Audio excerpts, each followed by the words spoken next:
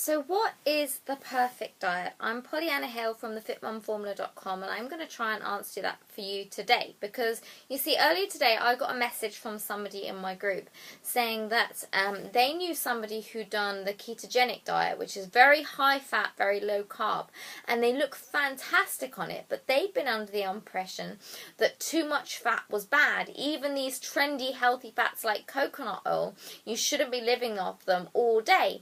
On the other hand, I hear some people say that they think a vegan diet is way too restricted and unhealthy, and yet I know vegans who have never felt healthier since they've been doing that. You get some people say that cutting out food groups is completely unnecessary and it leaves you deficient, but then you have some people saying that no sooner did they cut out gluten and dairy or whatever from their diet, they felt a lot better. So what is the answer? If we could design the absolute perfect diet for everybody, what would it be? And the problem is, there is no answer to that question. That's for several reasons. Number one is, even if we could hypothetically take all the knowledge we have right now about nutrition and science and food and put it together to create this amazing diet, all that is based on the scientific knowledge that we have today. Now, science progresses incredibly fast, and give it a week, a year, there's going to be so many more new studies out there that are giving us new information that changes our outlook on what we know about food and about health. So the fact that science advances means that it's a continuous progress, and we're never going to have this standing still thing. And that's a good thing, right? Because that's progress. If we can continually change and adapt according to what new things that we learn, then that means that we're always going to be moving forward. But I don't think we'll ever get to the point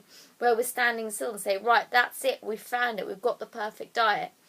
And the other thing is that each person's body is unique. So when it comes to cutting out food groups, some people do have genuine intolerances, or just find some things a little bit more difficult to digest, and they feel better eating a certain way than another way. And each person is unique. Sometimes it's genetic, sometimes it's lifestyle, sometimes it's about how much exercise or what type of exercise you do, and all these different factors come into it and make up, they come together and they influence what makes us feel good.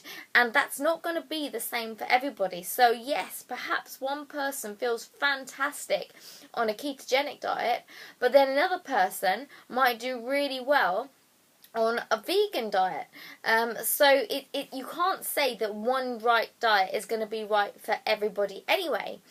And then you've got things like, okay, well, eating lots of processed foods, or say protein powders and protein bars all the time isn't healthy, or eating lots and lots of grains, whole grains isn't healthy, or lots of meat and fish isn't healthy. You've got all these things where people are saying too much of this is bad, too much of this is bad, and the answer to that is absolutely right. Too much and of anything and relying heavily on just single food type in your diet, whatever that is not going to be healthy. The best diet is going to get their nutrients from a wide variety of foods, be that a wide variety of vegan foods, be that a wide variety of different types of meat and fish, or vegetables, or whatever it is. Each individual food type gives you different benefits. So even if you have a restricted diet, let's say a vegan is a very restricted way of eating, but if within vegan foods you can get as big a variety as possible, you're going to be able to get a bigger variety of nutrients. So what is the perfect diet? Well, really it's the one you can stick to, because you could say that, like, to be absolutely perfect, there are some obvious things. Okay, never eat chocolate, never eat junk food, never eat burgers and chips, never drink alcohol. Yes, okay, if you really want to go down the route of getting as close to perfect as possible, then I suppose that means you've got to cut out everything that's vaguely junk food in the slightest.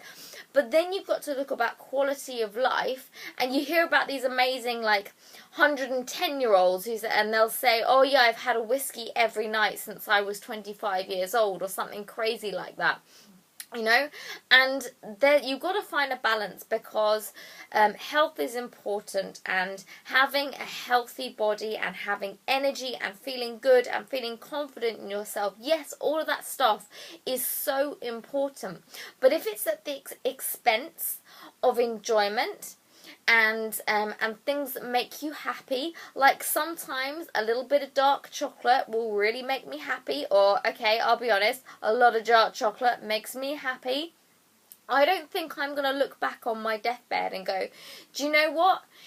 If only I'd cut out that chocolate, I would have lived an extra year. Do you know what?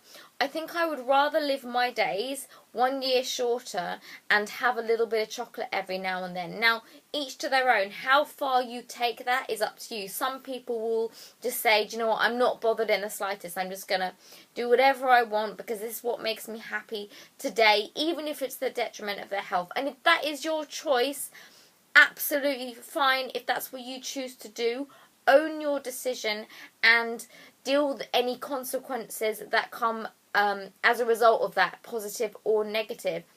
On the other hand, if you really, really relish being as clean, pure, virtuous, whatever you want to call it, as possible, and doing everything as well as you can and not cheating in the slightest, and you are okay with that and you are happy with that and you feel good both mentally and emotionally as well as physically, then great, keep doing it. But most people, it's going to be somewhere in the middle. It's going to be a bit of a spectrum. And the key is finding out what works for you. Now, that is a lot harder than it sounds. And if it was easy, you wouldn't have weight loss coaches, nutritionists, and personal trainers like myself who can guide you along the way and help you do that. There are some common themes and some common similarities between people and some things that we can do and point you in the right direction, and that's where my knowledge will come in and kind of make that guiding process a lot easier, a lot simpler and a lot quicker. But at the end of the day, I can't dictate to you. You can't come to me and say, please tell me exactly what the perfect diet is for me, because I'm sorry, it just doesn't exist. However, if you want to get a little bit closer to the optimal ratio of what makes you feel fantastic, look fantastic, feel confident, and it doesn't mean that you're missing out, you're still enjoying life, you're still enjoying food, then that's where I can come in and guide you a little bit quicker along that path and helping you to find out where that is. So I hope that was helpful for you, and I'm sorry I can't tell you what the perfect diet is, but I can tell you we can get pretty close if you're willing to do a little bit of trial and error. If you want some help on that, please do drop me a line, Polly@thefitmumformula.com. Look me up Twitter, Facebook, YouTube. I'm everywhere, and I will be able to help you out in some way or another. It doesn't necessarily mean you pay me anything or coming on one of my programs. It might just be me pointing you in the direction of a great blog post I've written or a video I've done like this one. So I hope that was helpful. Please do tag somebody or share this video if you think someone else would benefit from watching it. Thanks very much. It's Polly from thefitmumformula.com.